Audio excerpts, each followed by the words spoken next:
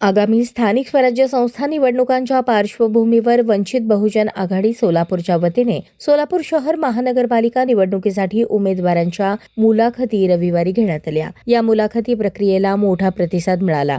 तब्बल 116 इच्छुक उमेदवारांनी मुलाखतीत सहभाग नोंदवला। पक्ष संघटन बळकट करण्याच्या दृष्टीने सक्षम नेतृत्वाला संधी देण्याची प्रक्रिया राबवण्यात आल्याची माहिती प्रदेश उपाध्यक्ष सोमनाथ साळुंखे यांनी दिली। आघाडीच्या वतीने सोलापूर जिल्ह्यातील स्थानिक स्वराज्य संस्थांच्या निवडणुकीसाठी प्राधान्याने सोलापूर महानगरपालिका आणि जिल्ह्यातील जिल्हा परिषद पंचायत समितीच्या निवडणुकीच्या अनुषंगाने आज सोलापूर या ठिकाणी इच्छुक उमेदवारांच्या मुलाखती संपन्न होत आहेत। उत्स्फूर्त प्रतिसाद वंचित बहुजन आघाडीकडून निवडणूक लढवण्यासाठी कार्यकर्त्यांच्यामध्ये दिसून येतोय।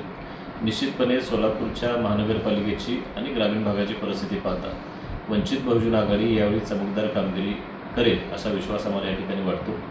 बऱ्याच लोकांच्याकडून सोलापूरच्या समस्याविषयी या ठिकाणी मांडणी केली जात आहे।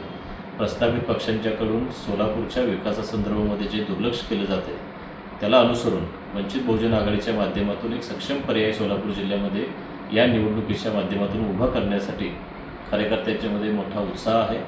या निवडणुकीमध्ये दिग्गज उमेदवार आमच्याकडे उमेदवारीसाठी या ठिकाणी संपर्कात आहेत। निश्चितपणे वंचित बहुजन आघाडी जोरदार या ठिकाणी निवडणुकीमध्ये प्रदर्शन करेल।